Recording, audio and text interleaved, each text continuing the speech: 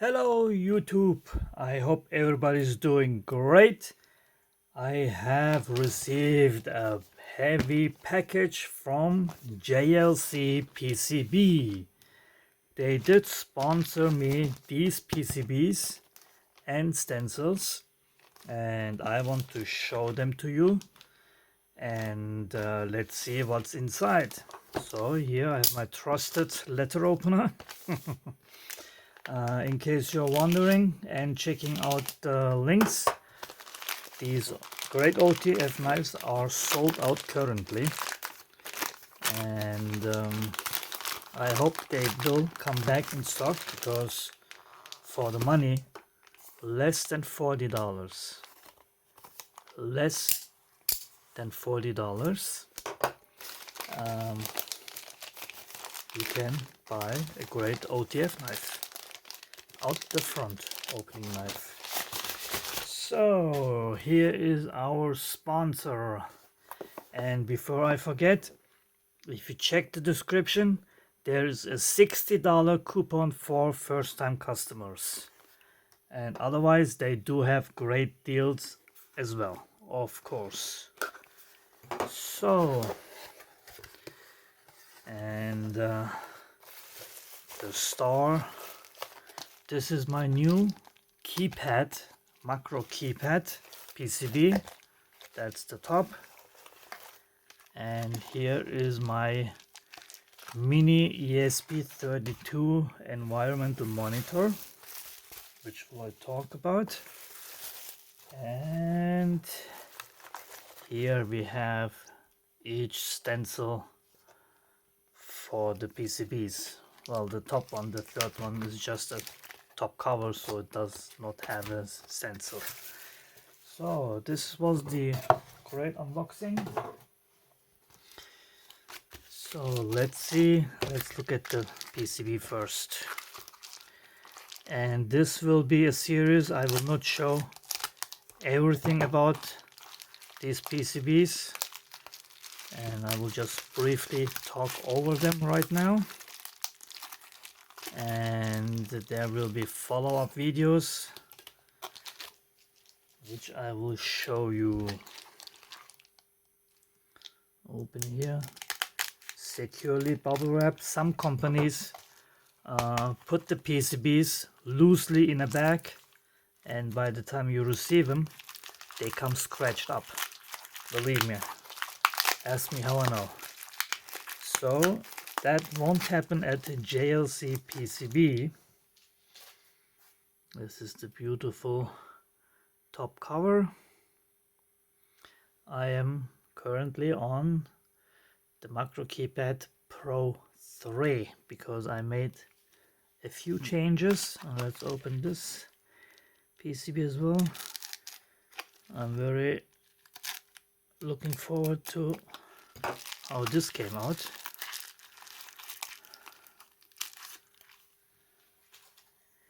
Okay, so let me start with the keypad first, and I will make individual videos about how I put the keypad and the other products together.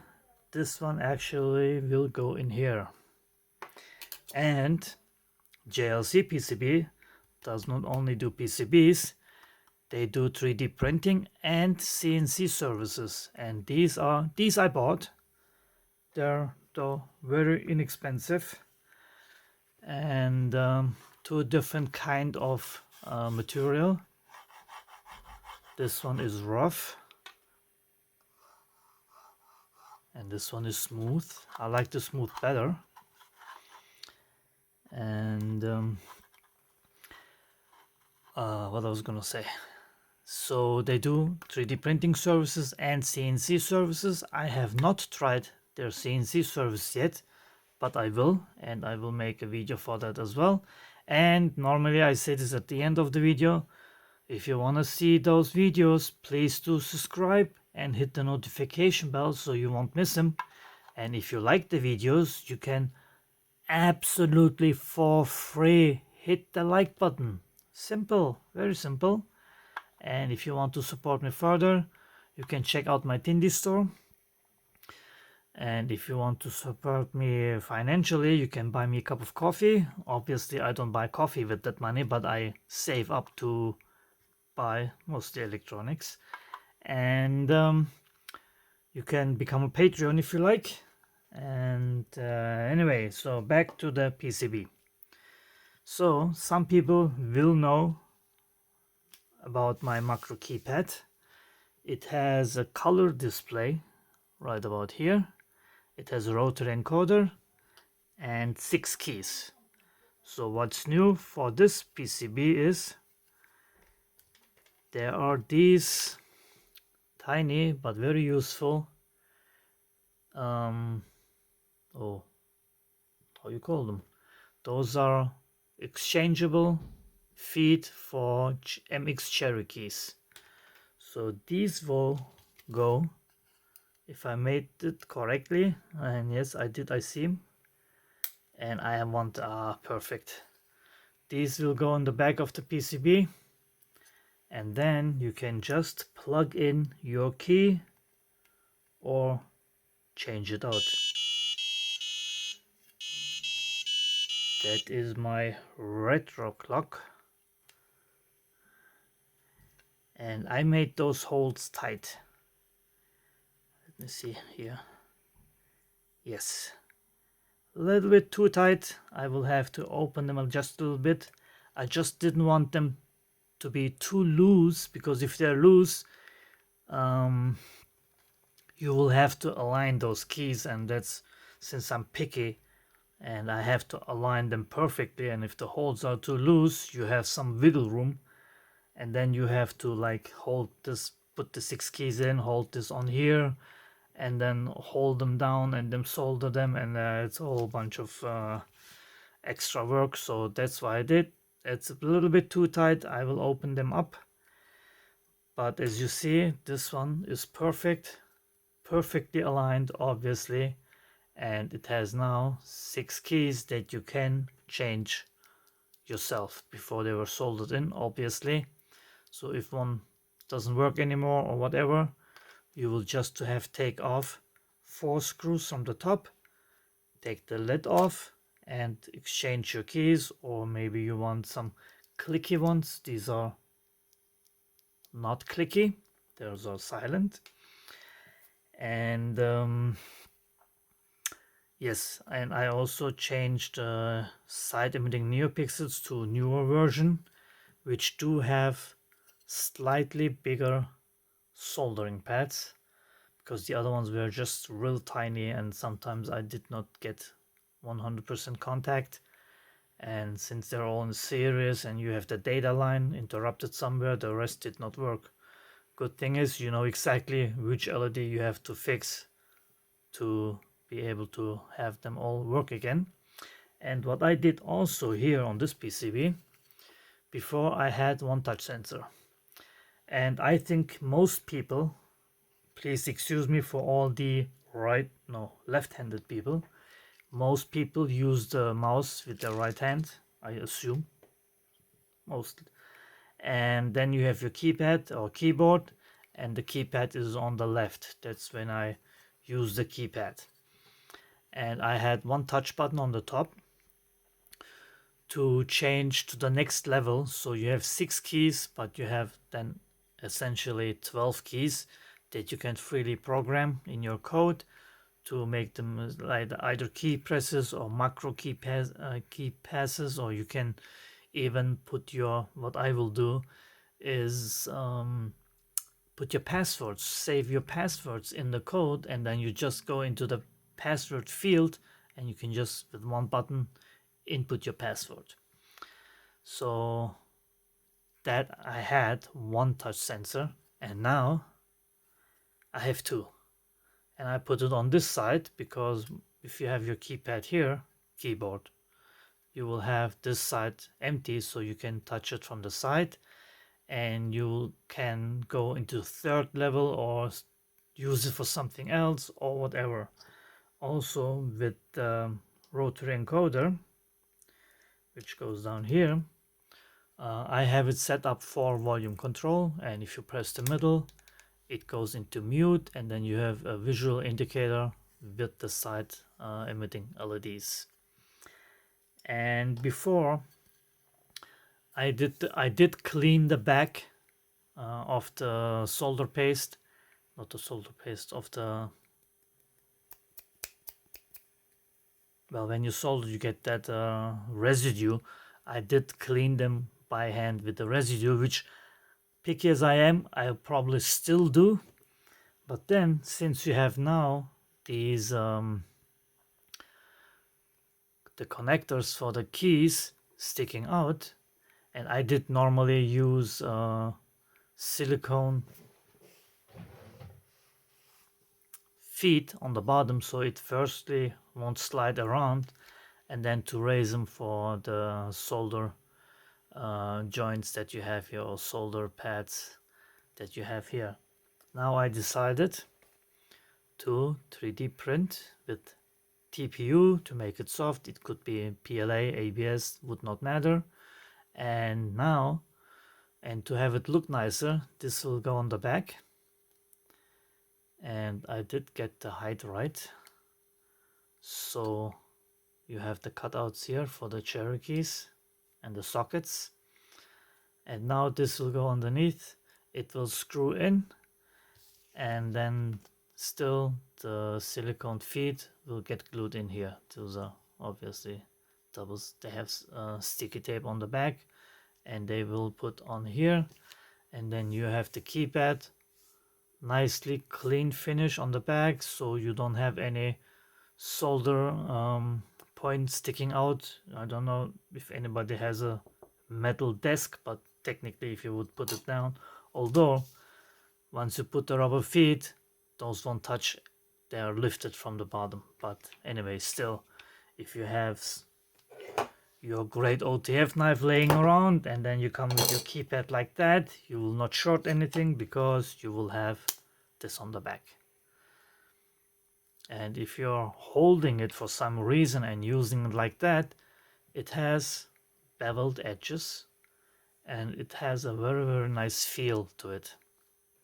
And this is like kind of like the soft plastic you have on some devices. And it's really a difference between touching this and touching PLA. You can hear that it's softer. So anyway, if you have anything and you have to hold it in your hand and use it like that, it will feel nicely in your hand. And then obviously the biggest reason is you won't feel this on your hand.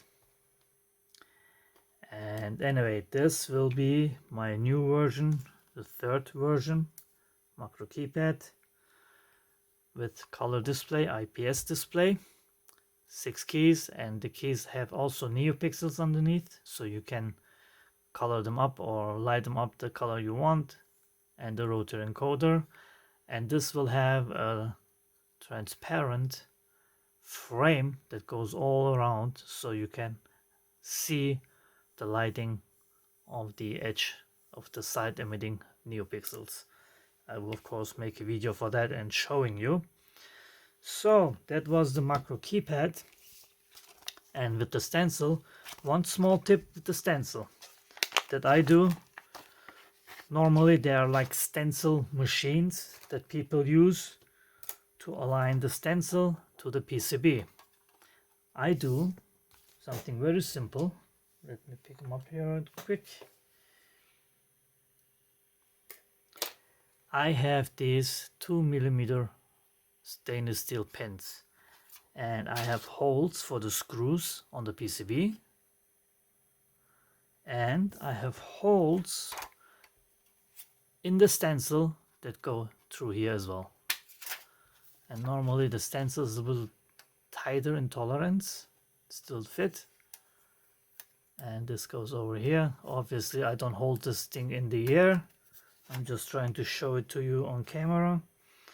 And I have 4 holes for 4 screws, but if you just use obviously 2 of those pins, can be any place, and of course you have to watch that the stencil is the correct way around.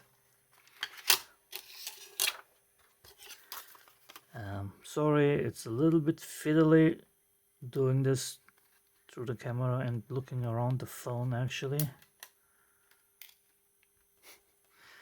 You notice normal does not happen like that. Okay, 1,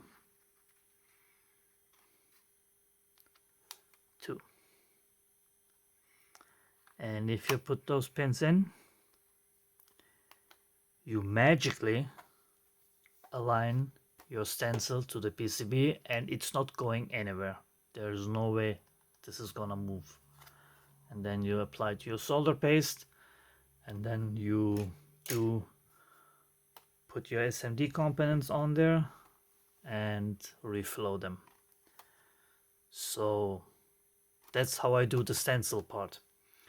It's very easy, and it saves you a lot of time, and you don't have to tape your PCB on the table and then tape the stencil on the table. You have obviously erase it, because if you put it like this and then you go like that and you tape the stencil down, it lifts from the rest of it. So this way it's not going anywhere, it's flat, and you can apply your solder paste. Very simple. Just an idea I wanted to share with you. And obviously you can I mean, I'm using 2mm because I'm using 2mm screws to put this all together, and I have those pins. Anyway, so that's how I align my stencils to the PCB. And just put this away.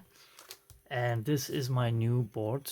I have the first version here. This is how it's gonna be, and that goes into this enclosure. Here I had the sides flat and solder pads, and just solder them into place. On here I tried something new. Let me get a second one.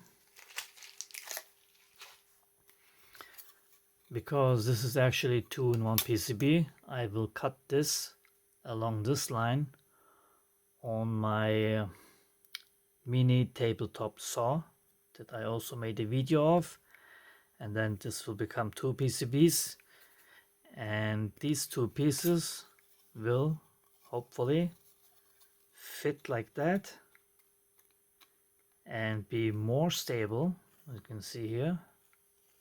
And actually I got the tolerance right, just right, perfect.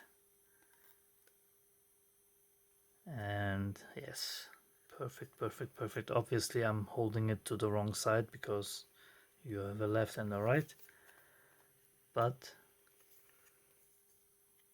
this will be it. So anyway, I can't wait to finish this thing up, and I will talk more about this in another video. And here is again, and even the stencils are in separate bags. And here again I have the holes that I can use to align the stencil to the PCB that way.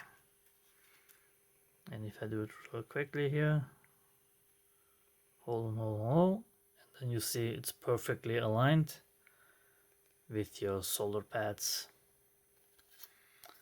So anyway, excuse me, so these are the PCBs that JLC did send me, and thank you very much. I greatly appreciate it. And you saw me unpacking them, and more videos will follow where I put all these together on video, and I will show you what they do. And I don't even know which one to start with now. Probably with the keypad, and then I go this one. Anyway, thanks for watching, and take care everybody.